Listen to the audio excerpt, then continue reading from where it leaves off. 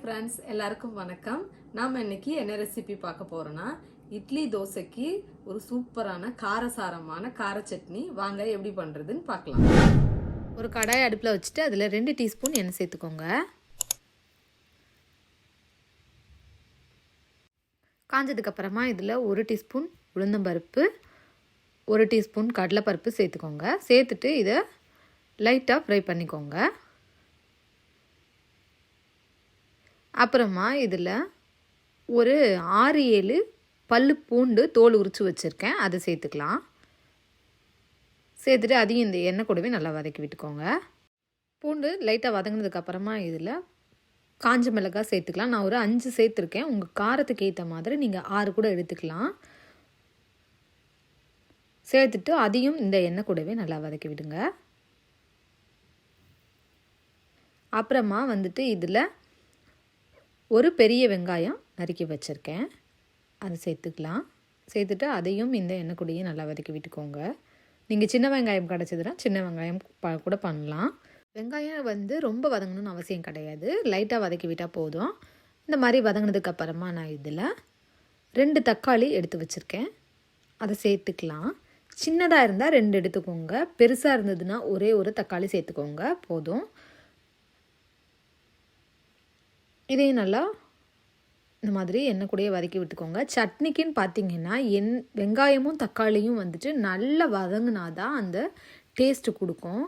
So பச்சை smell இல்லாமல், ஒரு சில பேருக்கு அந்த பச்சை ஸ்மெல் பிடிக்கும். பட் இந்த மாதிரி நல்லா வதக்கிட்டு பண்ணும்போது சட்னியோட டேஸ்ட்டு சூப்பராக இருக்கும்.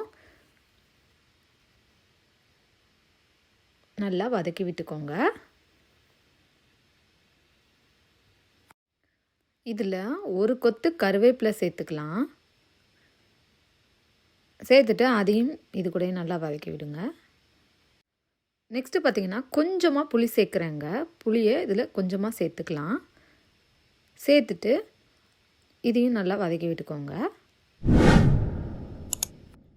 இது எல்லாம் நல்லா வதங்கினதுக்கப்புறமா இதில் நம்ம ஒரு கைப்பிடி அளவுக்கு மல்லி இலை சேர்த்துக்கலாம். சேர்த்துட்டு இது எல்லாம் நல்லா வதக்கி விடுங்க. நல்லா மசிஞ்சு வதங்குற அளவுக்கு வதக்கி விட்டுக்கோங்க. வதக்கி விட்டுட்டு இப்போ நம்ம ஸ்டவ்வை ஆஃப் பண்ணிக்கலாங்க. ஆஃப் பண்ணிவிட்டு ஆறுனதுக்கப்புறமா இதை அரைச்சி எடுத்துக்கலாம்.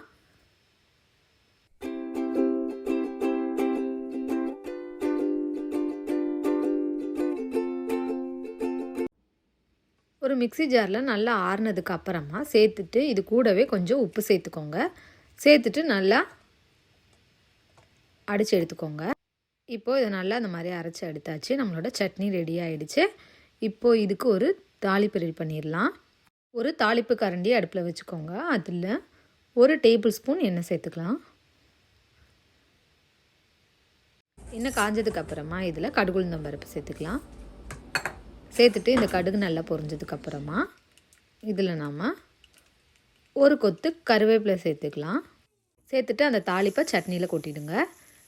இப்போ நம்மளோட சூப்பரான கார சட்னி ரெடி ஆயிடுச்சு. இது இட்லி தோசைக்கு சூப்பரான காம்பினேஷனாக இருக்குங்க.